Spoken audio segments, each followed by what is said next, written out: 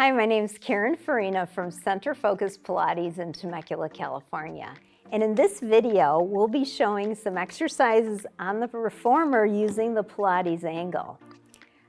As you know, there are some people who cannot exercise in the supine or flat position safely. So the Pilates angle takes the limitation right out of that. And people can exercise like everyone else in a group class or individually with the change in angle. So let's get started.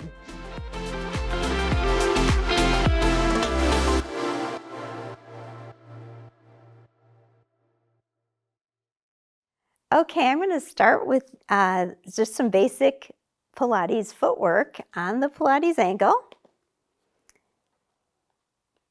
And as you can see, the angle, as opposed to supine, she's a little bit further back, but the higher angle of the trunk, the torso, gives her a real adequate amount of hip flexion. So how's it feel? And then go ahead and we'll just show a few of each. So go ahead and do some toes. Arches lifted slightly. Good.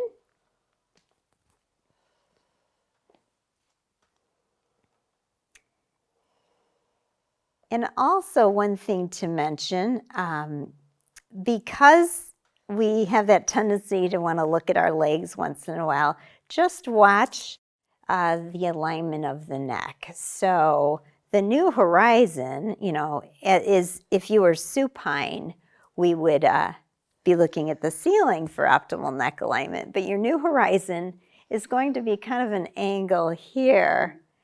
And just caution with looking too much at your feet or your neck alignment. You'll be a little bit jammed in the neck. And then go into a small V on the next one.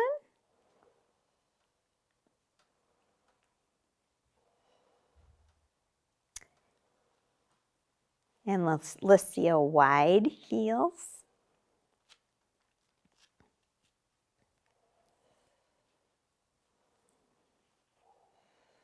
And how's the comfort in the wide position? Just as. And then Janice, go ahead and try toes. So just showing all traditional basic footwork at the angle. You see nice great hip flexion. The angle also allows for a real good neutral spine. So with the movement pattern, and the angle, her spine stays neutral, just as if you were in a supine position. And then if you want to go to the center, we'll just finish with some calves.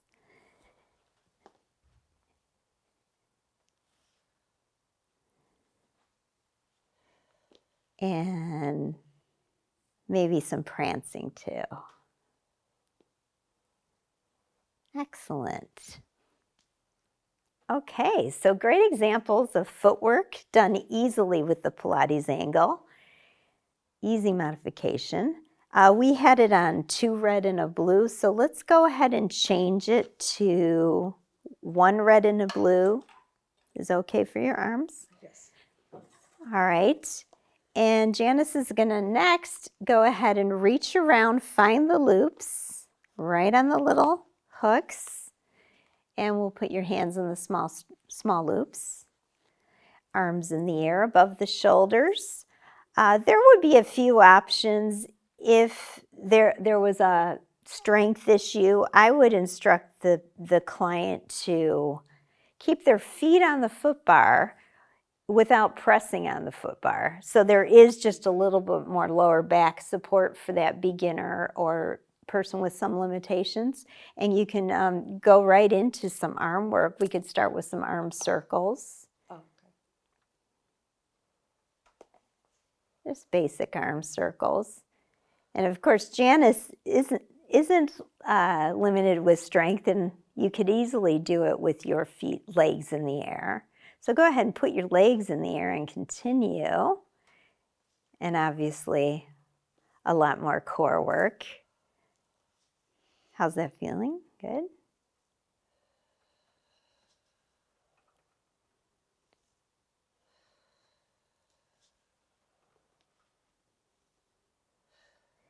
In another example, why don't we do a salute?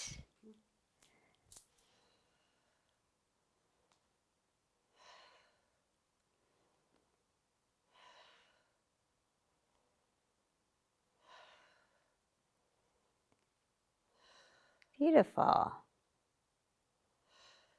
Why don't we show hug a tree with the different options for different levels. So keeping your feet on the foot bar and just noting again, she's not using her leg strength to push, but it's a nice little baby step to get the action of the hug a tree and have a little bit extra back support with your feet planted on the foot bar.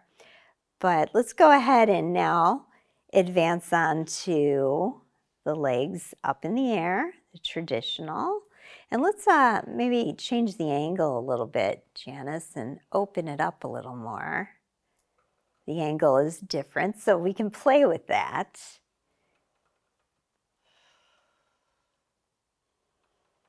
Great. And how's that feeling? All right. And then we're going to move on to some feet in the loops. So pushing off, we're still on one red and one blue spring. So we're going to go ahead, why don't we start with some circles.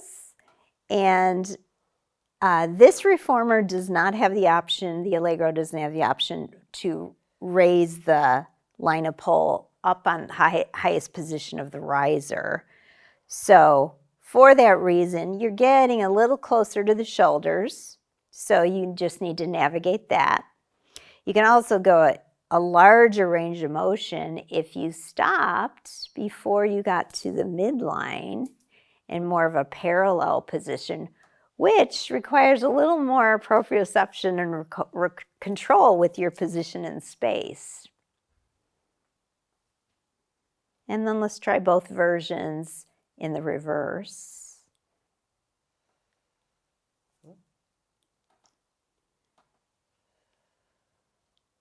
And as you can see with all these movement patterns, her spine is easily staying neutral and it feels comfortable.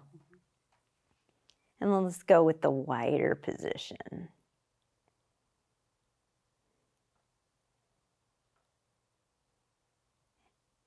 Great, and why don't we do just a basic frog one, a frog.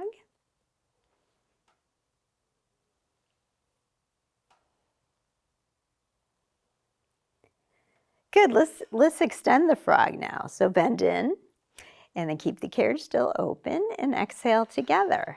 Beautiful. Nice fluid movement, just like if you were supine. And why don't we reverse it now?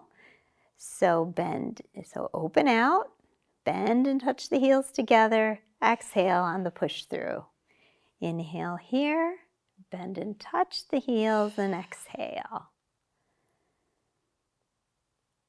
And how about a Peter Pan? And exhale together. Inhale out. Making sure the hips stay stable as they're doing two different things, both externally rotating. Great. Next, we're going to try what I like to call is pigeon toe, duck toe. So externally rotate your hips, reaching out, stabilizing your pelvis, and then rotate the hips internally, drawing in, touching the big toes, and then V, flip it out, and inhale, and exhale in. Flip, externally rotate, and internally rotate. Okay, how about one more? All right. And thank you for watching this video.